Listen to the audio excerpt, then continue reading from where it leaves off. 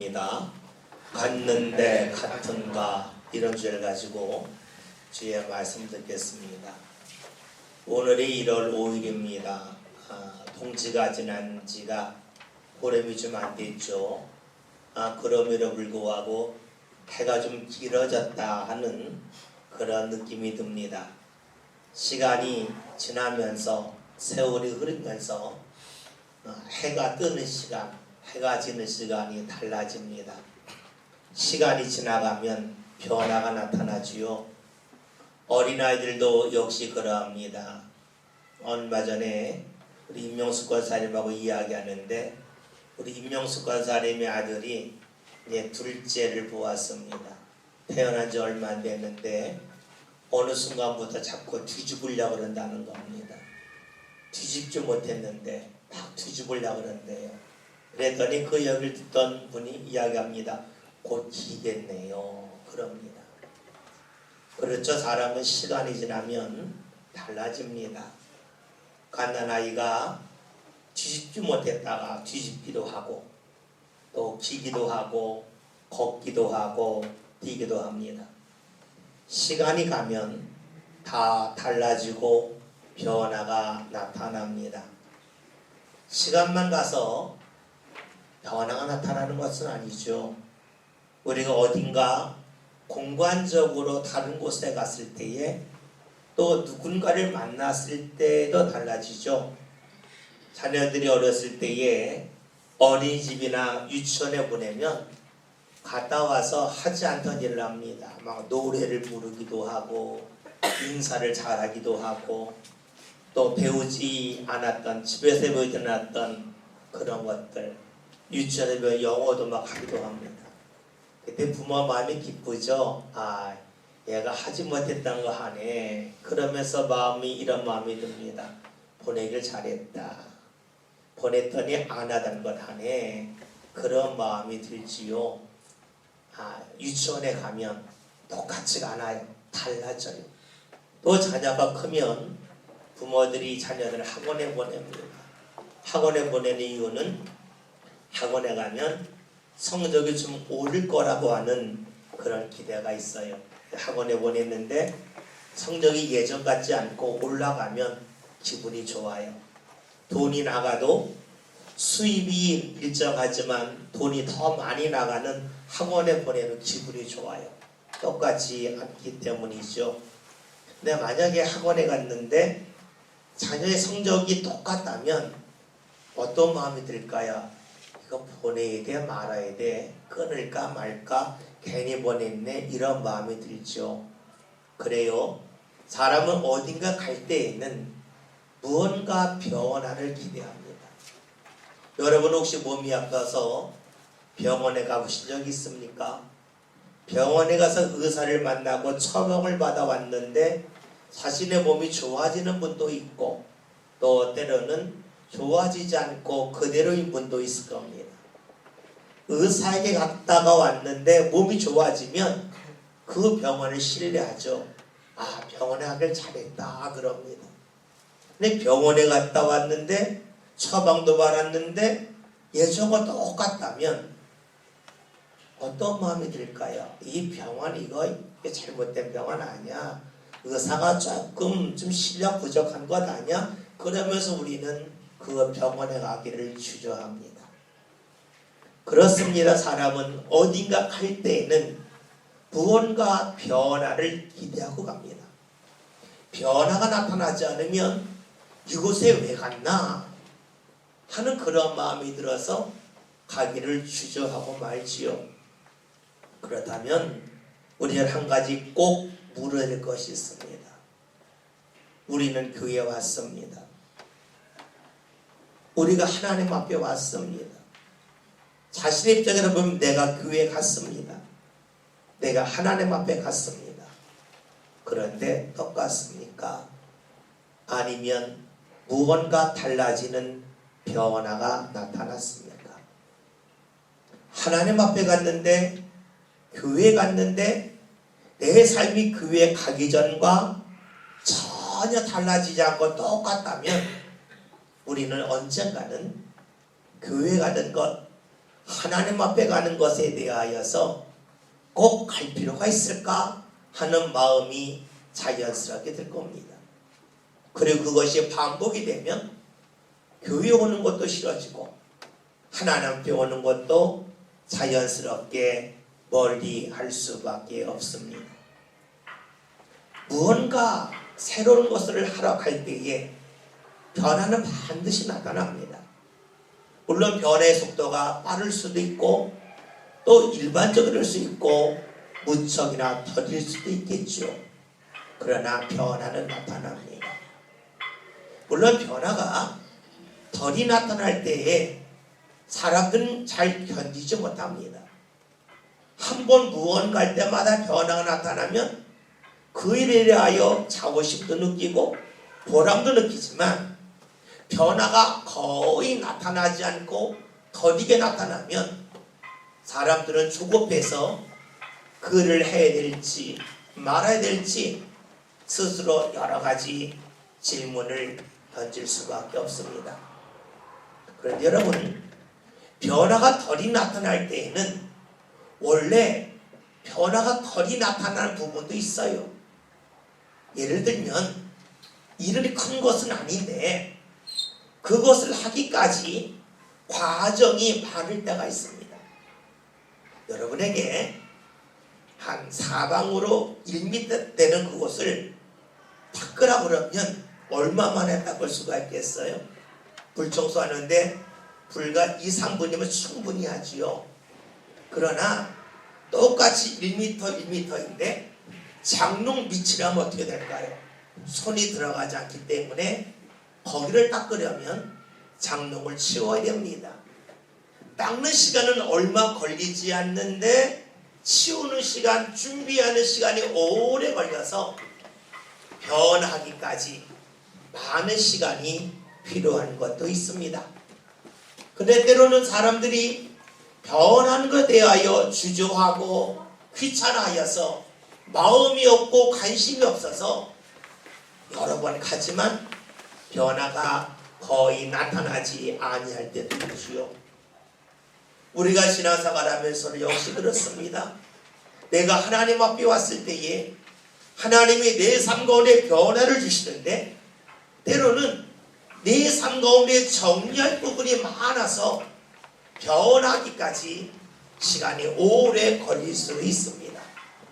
또 때로는 사람들이 하나님 앞에 나오지만 무언가 소망하고 기대하고 변화를 원하는 마음이 거의 없어서 주님 앞에 왔지만 변화가 잘 나타나지 아니할 수도 있겠지요. 오늘 말씀을 보면 예수님과 제자들이 함께 대화하는 그런 내용의 말씀이에요. 오늘 말씀이 이렇게 시작을 하지요. 5절에 있는 말씀을 함께 볼까요? 다 같이 봅니다. 제자들이 건너편으로 갈새 또 가져가기를 잊었더니 아멘.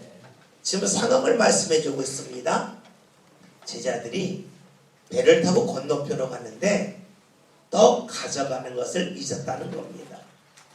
떡이 없어서 가져가지 못한 것이 아니라 떡이 있는데 가져가기를 잊었다는 겁니다. 여러분, 이때의 제자들의 마음은 어땠을까요? 자신이 무언가 잘못했다고 하는 그 마음이 크게 자리 잡고 있었겠지요. 무언가 자신의 실수로 인하여 자신이 무언가 기억하지 않음으로 인하여 함께 있던 이들이 어려움을 당할 것, 즉 배고플 거에 대한 미안함이 가득할 수밖에 없었을 겁니다. 이런 때에 예수님께서는 제자들에게 이런 말씀을 하셔요. 그 말씀의 내용을 볼까? 6절을 봅니다. 함께 봅니다. 예수께서 이르시되 삼가 바리새인과 사두개인들의 누룩을 주의하라 하시니 아멘. 주께서 하신 말씀이 바리새인들과 사두개인들의 누룩을 주의하라 말씀을 하셨습니다. 여러분, 예수님이 이런 말씀을 단 한 번만 하셨을까요? 여러 번 하셨을까요? 우리가 성경을 통하여 볼 수 있는 것은 예수님은 제자들을 가르치실 때에 말씀을 한 번만 하지 아니하시고 반복적으로 말씀하시면서 가르쳤음을 잘 알고 있습니다. 마치 여러분들이 자녀에게 무언가 가르칠 때에 한 번 말하지 않고 반복적으로 가르치죠. 학교에서 선생님이 학생들을 가르칠 때에 한 번 가르치고서 멈추지 않고 반복해서 가르치지 않습니까? 예수님도 역시 그랬다는 거예요. 우리가 잘 알고 있는 말씀 중에 씨 뿌리는 자의 비유에 관한 말씀이 나와 있는데, 그 말씀을 보면 좋은 밭에 떨어진 그 씨앗이 얼마나 결실을 맺는가. 마태복음을 보면 100배, 60배, 30배 결실을 맺는다고 예수님이 말씀하셨고요.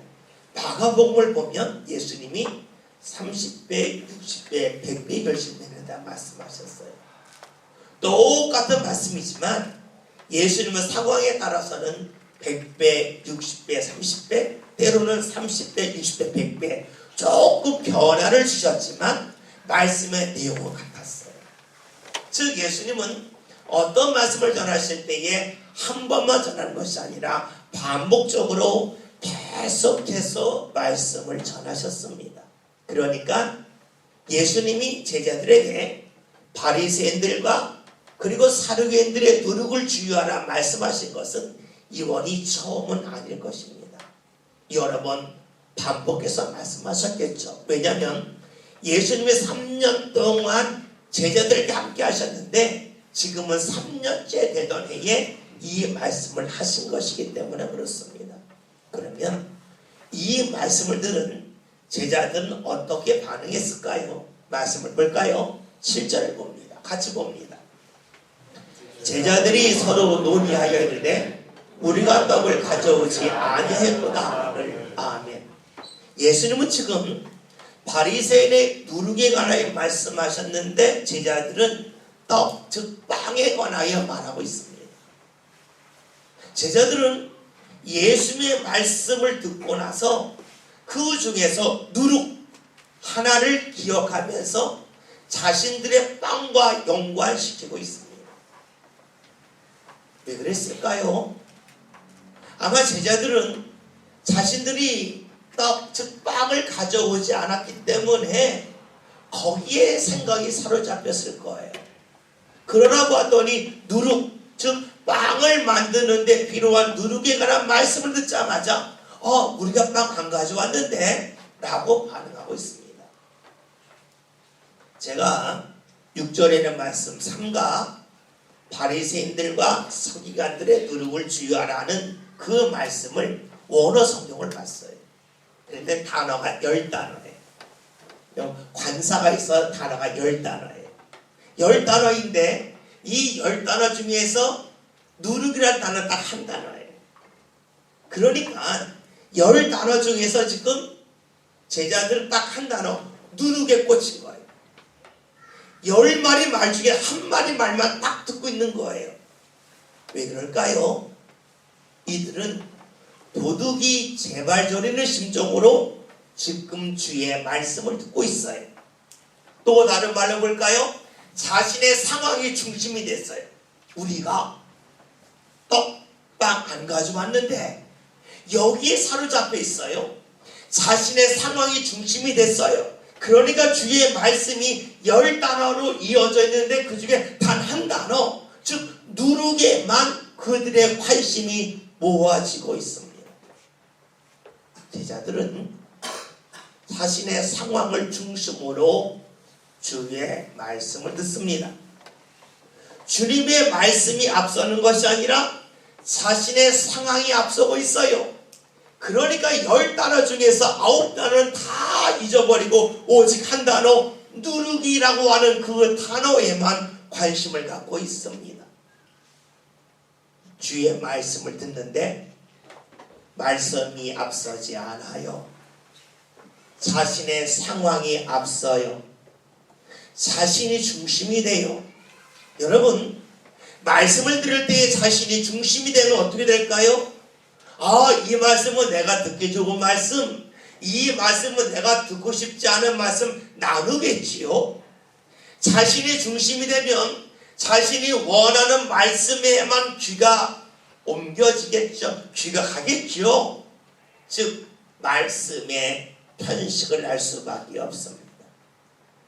우리가 음식을 먹을 때에도 편식을 하면 우리의 건강은 크게 나빠질 수밖에 없습니다. 하물며 주의 말씀이 늘 다르겠습니까? 우리가 주의 말씀을 들을 때에도 10가지 말씀 중에서 자신의 상황에 딱 맞는 말씀 한 가지 말씀만 붙잡는다면 그것은 말씀을 편식하는 것입니다. 제자들은 자신이 중심이 되는 가운데 말씀을 들어요. 그러니까 말씀에 편식을 하고 있습니다. 또 하나 살펴볼 것이 있습니다. 지금 제자들은 3년 동안 예수님과 함께 있었습니다. 어떤 마음이 들었을까요? 우리는 3년 동안 예수님과 함께 다녔으니까 예수님에 대해 너무 잘 알아 하는 마음이 그들에게 있습니다. 맞죠? 예수님의 제자들은 다른 사람들보다 예수님의 습관을 더 잘 알 겁니다. 예수님이 무엇을 좋아하시는지 더 잘 알 겁니다. 물론 다른 사람보다 잘 아는 것은 지극히 당연한 것이지요. 그런데 그들의 마음속에는 어떤 마음이 있을까요? 우리가 3년 동안 예수님과 함께 다녔으니까 예수님의 말씀 하나만 들어도 우리는 다른 것까지도 알 수 있어. 즉 주의 말씀을 예측할 수 있다고 하는 그 마음이 그들에게 자리 잡은 것 아니겠습니까? 우리가 하는 이야기 중에 이런 이야기가 있죠. 하나를 배우면 열을 한다는 말이 있어요. 다른 말로 하면 하나를 들으면 열을 한다는 것이지요. 지금 제자들에게 예수님이 말씀하신 것, 삼가 바리새인과 사두개인들의 누룩을 주의하라 단어가 10단어입니다. 그 중에 딱 한 단어 들었어요. 그리고 어떤 마음입니까? 나머지 9도 다 안다고 예측하고 있습니다. 그들이 주님에 대하여 알고는 있지만 온전히 아는 것이 아님에도 불구하고 자신들이 조금 아는 것을 가지고 마치 모든 것을 안다고 그들은 여기고 있지요. 그러니까 주의 말씀을 들을 때에 다 듣지 않고 한 단어만 듣고 있는 것입니다. 오늘 우리들도 신앙생활을 하면서 이러한 제자들의 모습을 반복하기가 쉽겠지요. 무엇을 말할까요? 말씀을 들을 때에도 자신의 상황이 중심이 되어서 내 상황에 맞는다고 여기는 말씀만 듣고 싶은 마음이 우리에게 있지 않습니까? 또 때로는 내 자신이 말씀을 조금 안다고 해서 말씀을 좀 공부했다고 해서 알고 있는 말씀을 가지고 마치 다 아는 것처럼 우리가 착각하며 살아갈 수도 있습니다. 마치 제자들처럼 말입니다. 이런 제자를 향하여 예수님이 뭐라고 말씀하실까요? 말씀을 볼까요? 8절을 봅니다. 다 같이 했습니다. 예수께서 하시고 이르시되 믿음이 작은 자들아 어찌 떡이 없으므로 서로 논의하느냐. 아멘. 주의 말씀은 아주 간단합니다.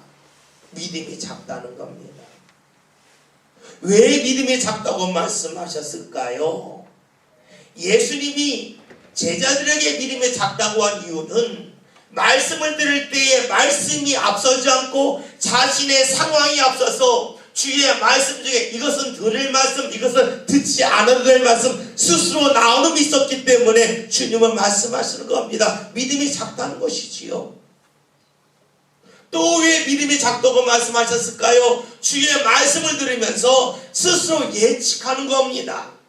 주의 말씀을 예측하는 사람은 무엇을 예측할까요? 하나님의 일까지로 예측하겠죠?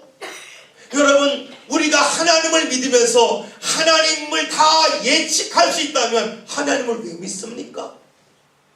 믿을 이유가 없어요. 제자들은 지금 예수님의 말씀을 들으면서 자신의 상황이 앞서고 있어요. 그래서 말씀을 편식하고 있어요.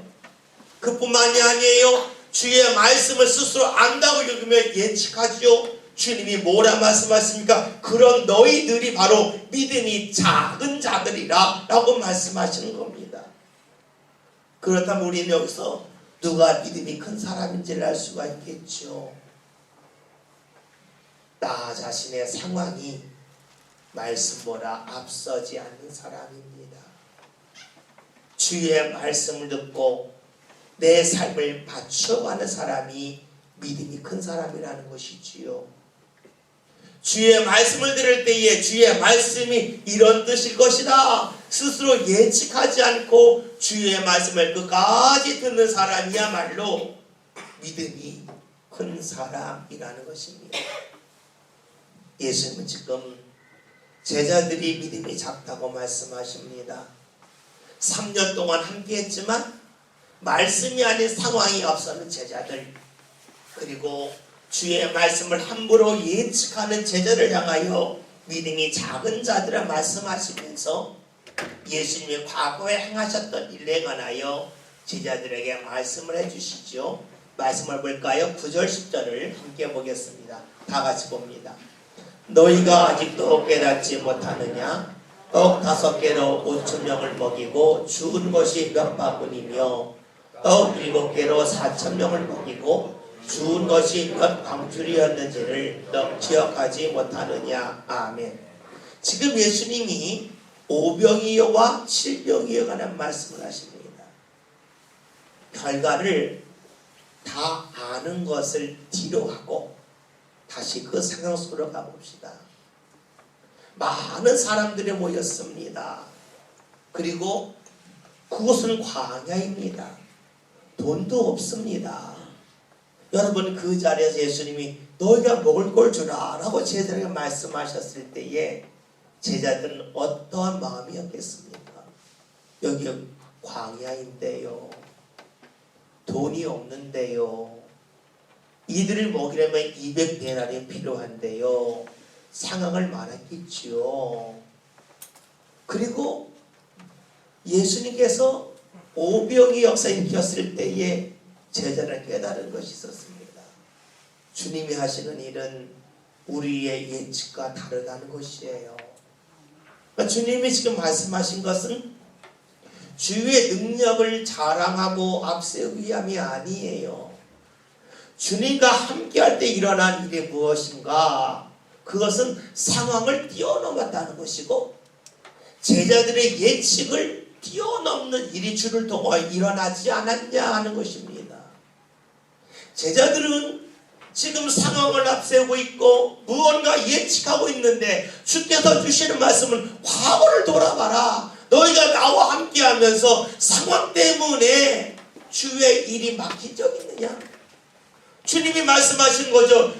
너 예측이 얼마나 맞았냐? 근데 왜 거기에 매달리며 사느냐라고 주께서 제자들에게 말씀을 하셔요. 그러면서 주님께서 원래 하셨던 말씀, 삼가 바리새인들과 그리고 사두개인들의 누룩을 주의하라 하는 말씀의 뜻이 무엇인가요? 이렇게 설명을 해주시죠. 11절 같이 읽겠습니다. 내가 한 말이 말한 것이 12절 아닙니까 혹시? 맞아요? 다 같이 읽습니다. 어찌 내 말한 것이 떡에 관함이 아닌 줄을 깨닫지 못하느냐? 오직 바리새인들과 서기관 누룩을 주의하라 하시니 아멘. 예, 맞습니다. 주님이 하신 말씀이 무엇입니까? 주님이 하신 말씀은 야, 떡에 관한 말이 아니야. 떡에 관한 말이 아니야. 주께서 알려주고 계시지요. 그러면서 이들의 누룩, 즉 그들을 통해서 하나하나 전파되고 전염되는 그것을 너희가 주의하라 라고 거듭해서 말씀을 해주셔요. 주의 말씀을 거듭해서 듣는 가운데 제자들에게는 변화가 나타나요. 말씀 봅니다. 12절 함께 보겠습니다. 그제서야 제자들이 떡의 누룩이 아니요 바리새인과 사두개인들의 교훈을 삼가라고 말씀하신 줄을 깨닫으니라. 아멘. 주의 말씀을 거듭해서 듣는 가운데 주의 말씀의 뜻을 명확하게 합니다. 여러분, 처음에는 자신의 상황 속에서 말씀을 들었습니다. 그리고 자신이 알고 있는 지식을 가지고 예측을 했습니다. 그러나 말씀을 거듭해서 듣는 가운데 그들이 가졌던 마음과 생각이 달라지죠. 주의 말씀은 빵에 관한 말씀이 아니고 바리새인들과 사두개인들의 누룩에 관한 말씀, 즉 교훈에 관한 말씀이구나 하는 것을 알게 됩니다. 여러분, 주의 말씀을 중간에 듣기를 멈췄다면 처음의 생각이 똑같았을 겁니다. 말씀을 거듭해서 듣는 가운데 그들의 생각이 달라지고 마음이 달라지고 깨달음이 달라졌습니다. 여러분, 이제 2020년입니다. 지난해가 갔습니다. 새해가 왔습니다. 그리고 우리는 지난해와 똑같이 주여전에 나왔습니다. 우리가 주님을 향하여 나왔습니다.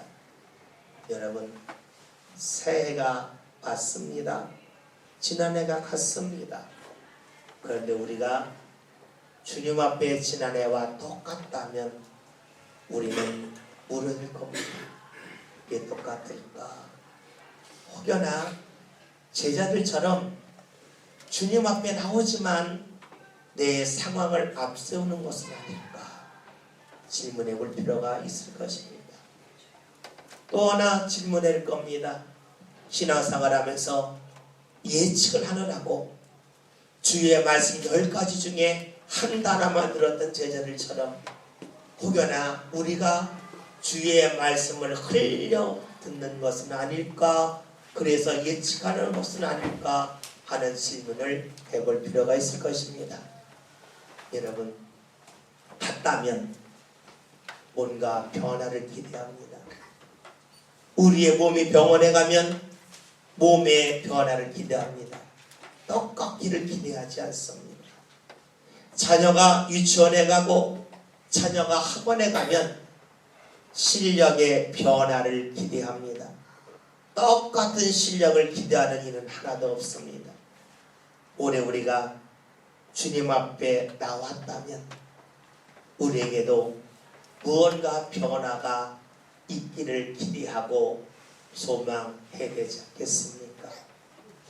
그 변화를 기대하기 위해서는 꼭 2가지를 우리가 내려놓아야 될 것입니다. 제자들처럼 말씀보다 내 상황이 앞서는 그 모습을 내려놓아야 될 것입니다.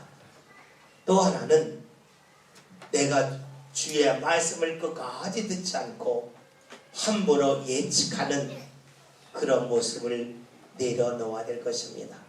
그리고 거듭해서 주의 말씀을 들기 위하여 내가 나아갈 때에 우리의 삶은 지난해와 다른 똑같지 않는 변화의 역사를 주께서 반드시 허락해 주실 것입니다.